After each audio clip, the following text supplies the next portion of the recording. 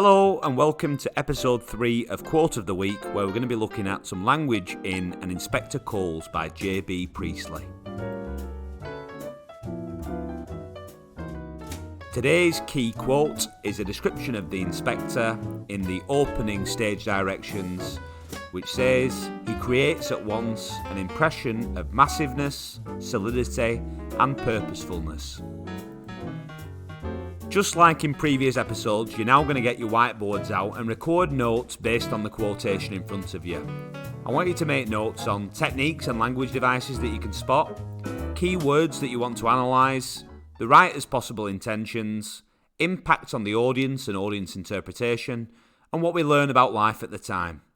The time is going to start now, so get your whiteboards ready. Off you go.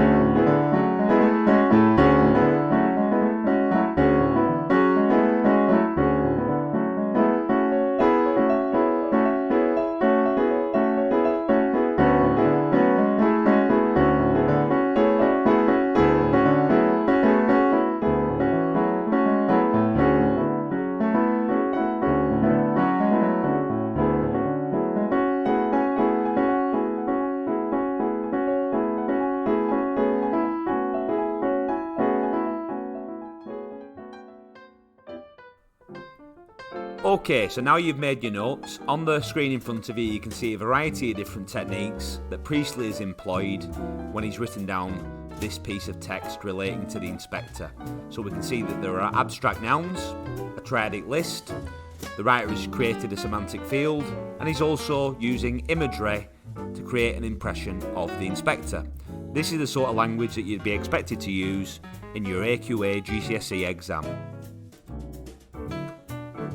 In terms of analysis, the word massiveness implies that the inspector has an imposing and intimidating aura. The word solidity implies something immovable. Purposefulness creates the impression that he has clear goals and will not relent until they've been achieved. It also creates the impression that he's immediately noticeable as a figure of authority when he enters the room, so he's very powerful. These aspects of his behaviour imply a relentless nature and help depict a man of confidence. And don't forget, in this quotation, J.B. Priestley is trying to show the strength of character that's needed if you're going to become a true socialist and invade a capitalist household.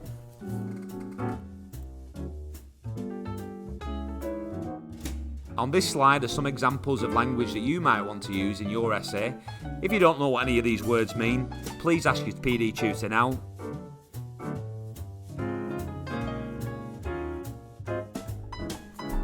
And now for a final thought, a few things to ponder. How might a post-war audience respond to this character? How is Priestley trying to make us feel about Ghoul at the very start of the play? And why does Priestley portray Ghoul in this way in the stage directions? How does the character contrast with the other characters that you can see in the play? On the right hand side of the slide you can see a model response, so feel free to pause that and compare it to the notes that you've made. This is the way that you'll be expected to write in your GCSE exam. So it might be a good idea to pause the slide now and have a look at it.